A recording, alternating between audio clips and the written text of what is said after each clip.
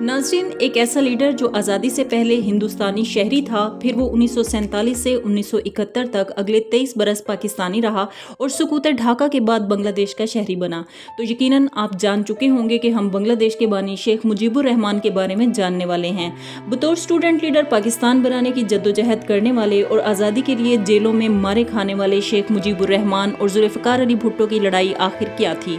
क्या मुल्क तोड़ने की असल वजह शेख मुजीबुर रहमान थे या असल हक़ाइक़ कुछ और हैं? शेख मुजीबुर रहमान के इब्तदाई शब रोज़ कैसे गुजरे? गरीबी में ज़िंदगी बसर करने वाले शेख मुजीबुर रहमान का सियासत में गॉडफादर कौन था? वो कब और कैसे इलेक्शन लड़ते और जीतते रहे? अयूब खान के दौरे हुकूमत में जेलें काटने वाले शेख मुजीबुर रहमान क्या वाकई गद्दार वतन थे? बांग्लादेश बनने के 4 साल बाद इसके बानी को किसके कहने पर कत्ल करवा दिया गया? ये सब कुछ हम आज की वीडियो में जानने वाले हैं। मैं हूँ आपकी मेज़बान साइमा मंसूर और आप ये वीडियो आगाज़ चैनल पर देख रहे हैं। आज से ठीक 102 साल पहले ढाका शहर से 140 मील दूर गोपालगंज के नवाही गांव में शेख लुत्फुर रहमान नाम का एक क्लर्क रहा करता था। 17 मार्च 1920 को शेख लुत्फुर रहमान के यहाँ एक बेटे की पैदाइश हुई। बेटे की माँ ने उसका नाम मुजीबुर रहमान रखा। मुजीबुर रहमान की 4 बहनें और एक भाई था जिनके नाम बिल तरतीब आसिया, आमना, खतीजा, फातिमा और शेख अब्दुल नासिर थे। शेख मुजीबुर रहमान ने अपनी इब्तदाई तालीम गोपालगंज के सरकारी स्कूल में हासिल की। अभी वो 5वीं क्लास में पढ़ते थे कि उनका स्कूल के इंतजामी मामलात को लेकर प्रिंसिपल से झगड़ा हो गया। फिर क्या होना था? 10-12 साल के शेख मुजीब ने अपने स्कूल के सैकड़ों बच्चों को साथ मिलाया और प्रिंसिपल के खिलाफ एक बड़ा जुलूस निकाला कि प्रिंसिपल को मुअत्तल किया जाए। प्रिंसिपल तो खैर अपने ओहदे पर रहे, लेकिन शेख मुजीबुर रहमान को 4 साल तक स्कूल से आउट होना पड़ा। ताहम कई लोगों का मानना है कि शेख मुजीब की स्कूल से बाहर रहने की वजह उनकी आंखों का इन्फेक्शन था। आई सर्जरी के बाद मुजीब को मुकम्मल सेहतयाब होते होते 4 साल लग गए। गोपालगंज से मैट्रिक करने के बाद शेख मुजीब कलकत्ता आ गए और यहाँ उन्होंने गवर्नमेंट इस्लामिया कॉलेज में दाखिला लिया। इस दौरान वो स्टूडेंट पॉलिटिक्स में काफ़ी एक्टिव रहे और यहीं से उनकी सियासत की शुरुआत हुई। अब वो all India Muslim student federation की ताकत थे और कायदाना सलाहियतें रखने वाले शेख मुजीबुर रहमान का शुमार जोशीली तकरीरें करने वालों में होता था। उन्होंने हुसैन शहीद सोहरवर्दी की सरपरस्ती में तहरीके पाकिस्तान में हिस्सा लिया। 14 अगस्त 1947 को पाकिस्तान दुनिया के नक्शे पर उभरा तो उस वक्त शेख मुजीब अपनी ग्रेजुएशन मुकम्मल कर चुके थे। शेख मुजीब ने यूनिवर्सिटी ऑफ ढाका में दाखिला लिया और साथ ही सियासी सरगर्मियों को भी जारी रखा। शेख मुजीबुर रहमान की यूनिवर्सिटी एडमिनिस्ट्रेशन से भी ना बन पाई। उन्होंने वाइस चांसलर के खिलाफ मुहिम तेज कर दी।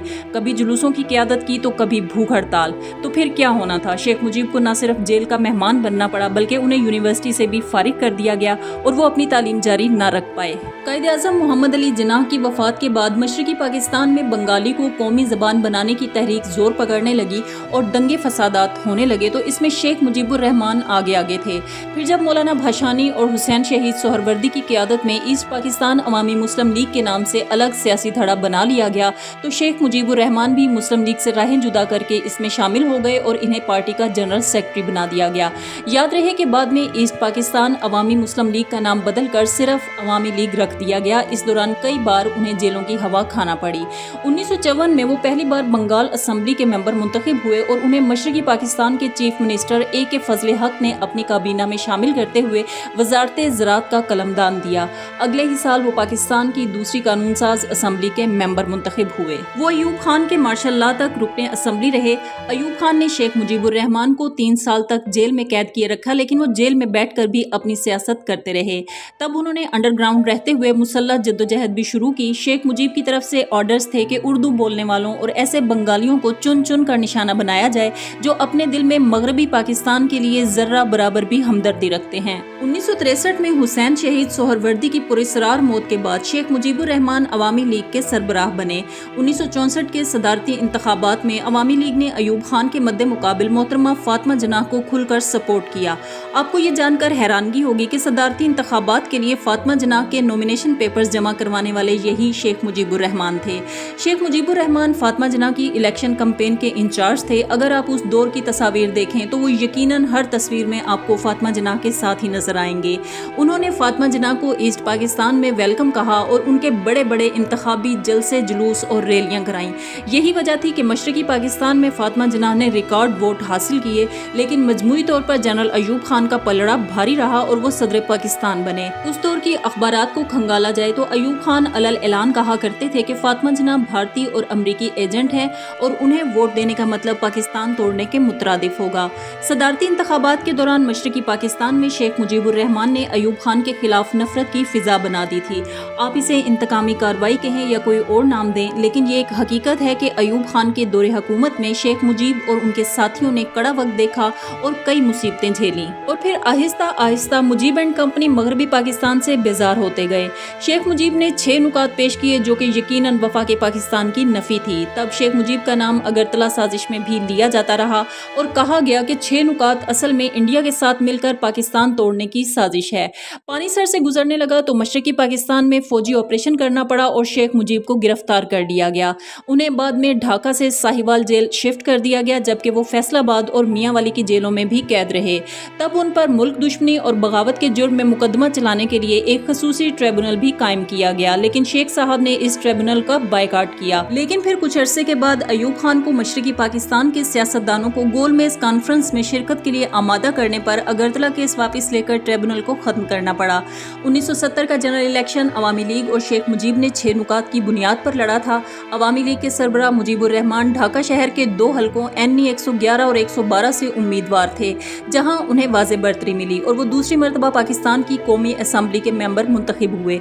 उस वक्त नेशनल असम्बली की टोटल 300 में से 160 सीटें जीतकर शेख मुजीब उर रहमान हुकूमत बनाने की पोजीशन में आ गए, जबकि पीपल्स पार्टी के जुल्फकार अली भुट्टो के हिस्से में 81 सीटें आई थीं। दीगर बड़ी सियासी जमातों में 9 सीटों के साथ मुस्लिम लीग कयूम और 7 नशिस्तों के साथ कौंसल मुस्लिम लीग, जमीयत उलमाए इस्लाम और जमीयत उलमाए पाकिस्तान शामिल थीं।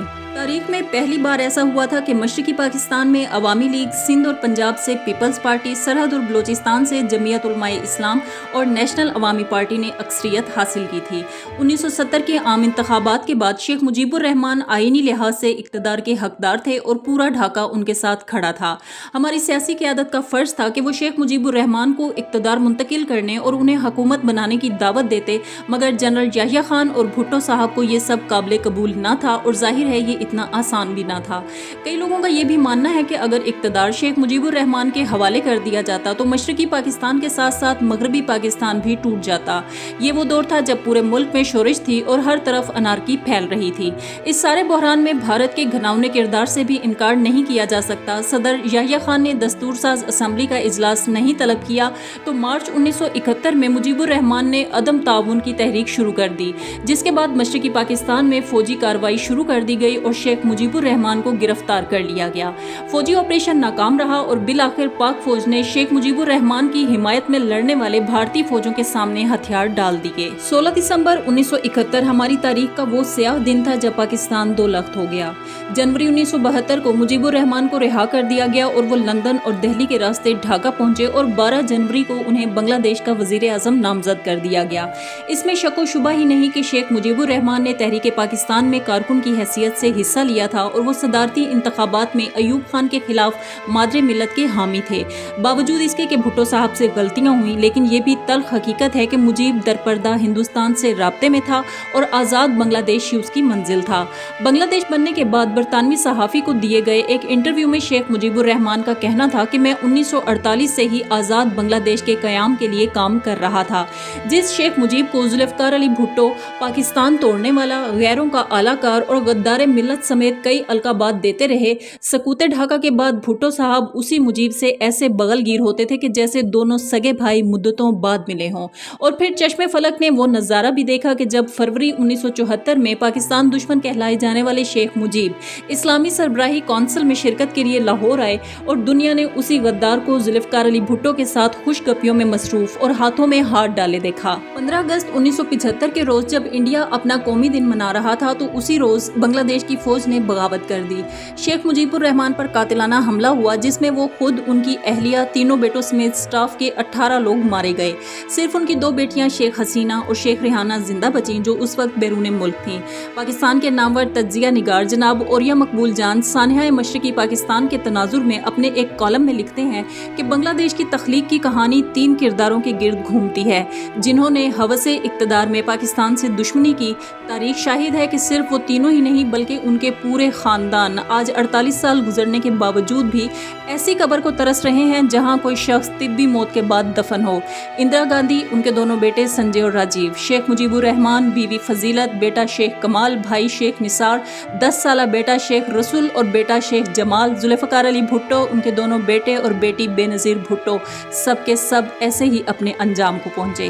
یاد رہے کہ شیخ مجیب الرحمان کی صاحبزادی شیخ حسینہ واجد بنگلہ دیش کی وزیر اعظم ہیں۔ شیخ حسینہ واجد کی بھانجی اور شیخ مجیب الرحمان کی نواسی ٹیولپ صدیق برطانوی شہری ہیں۔ لیبر پارٹی سے تعلق رکھنے والی ٹیولپ صدیق الیکشن جیت کر کئی مرتبہ برطانوی پارلیمنٹ تک پہنچتی رہی ہیں، جبکہ وہ اس وقت بھی ممبر آف پارلیمنٹ ہیں۔ دنیا بھر کی سیاسی اور سماجی شخصیات سے متعلق ویڈیوز کے لیے ہمارا چینل آغاز سبسکرائب کر لیں اور ہماری ویڈیوز دیکھتے رہیں۔ اللہ حافظ و ناصر، اللہ حافظ۔